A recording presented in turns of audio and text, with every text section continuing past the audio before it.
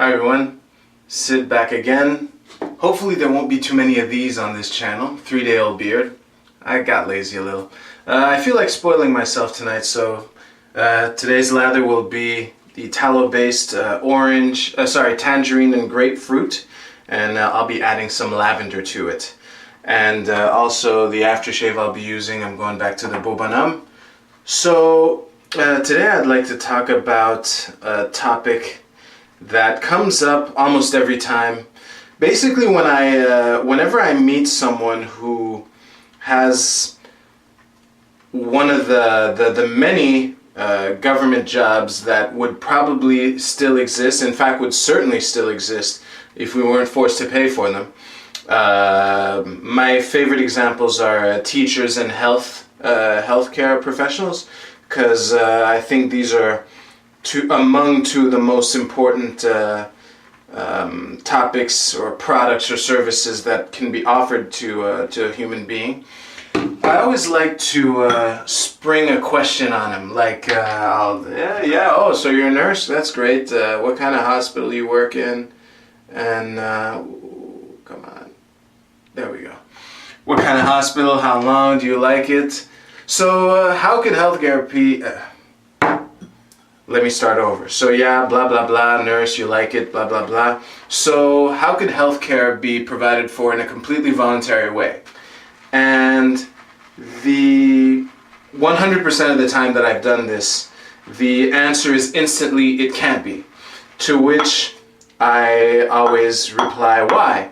It's almost to the point where when I'll meet someone, let's say a teacher, so how could education be provided for in a completely voluntary way? Why?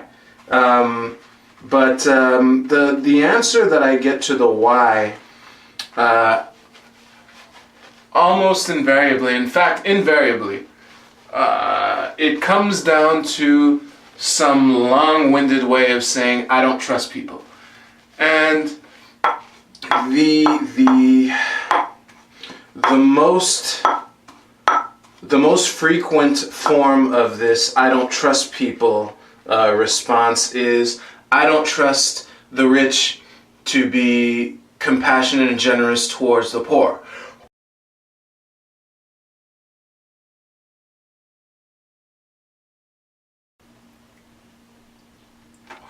So I get that.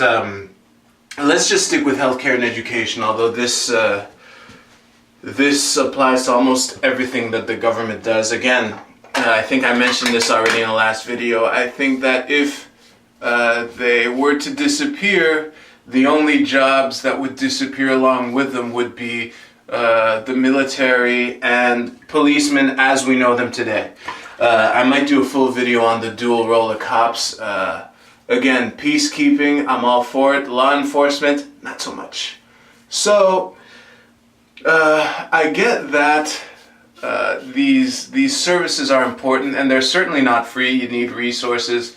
I mean, politicians are constantly bickering over how we need to inject more money, or, well, it depends on the mood they're in. Sometimes they're in we need to inject more money mode, usually during campaign season. And other times they're in we need to balance the budget mode.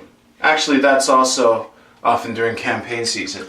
But the thing is, when you let's say that we had, let's just take welfare for instance, because the majority argument that I run into is such and such can't work because I don't trust rich people.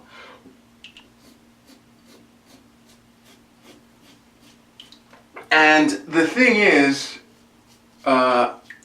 when you use force to redistribute wealth, let's just say the typical Rush Limbaugh way, it's not compassion, because when you pay your taxes, you're not being generous because you are forced to pay it. I mean, you would be paying for it whether you felt good about it or not. If some pickpocket jumps out of from behind a dumpster in an alleyway and says, "Stick 'em up, give me your money." If as I'm handing over my wallet, whether or not I'm telling myself something like, "Oh well, he has he has a family to feed. He's probably tough on his luck." Like the warm fuzzy feeling that I have as I'm handing over my wallet doesn't cancel out what would happen if I didn't. So I'm a bit off on a tangent here, but let's just go through with it. So when you pay taxes, you're not being generous because you're forced to pay it, and when you support things like big government welfare states, you're not being generous either because it's not your money. You're spending other people's money and gloating about how generous you are. That doesn't work either.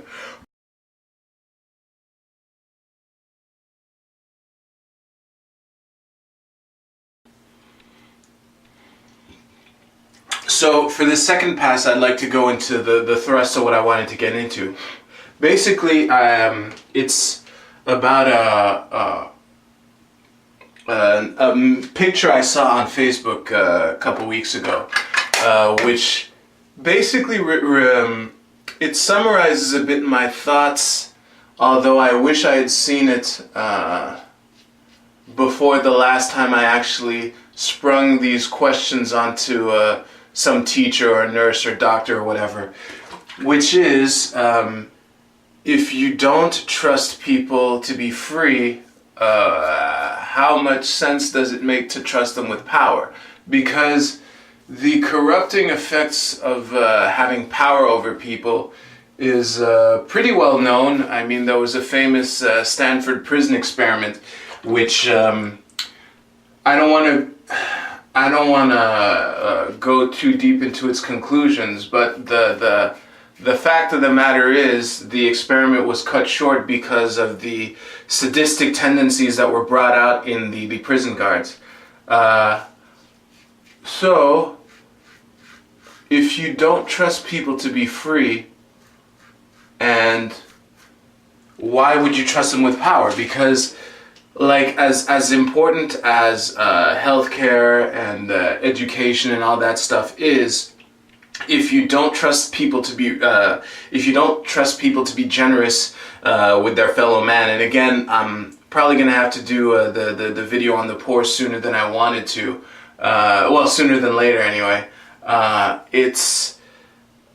It doesn't make any sense to me to entrust the provision of these really important services to a bunch of people who can just kill, entrap, murder us, and steal from us at will with impunity for the most part.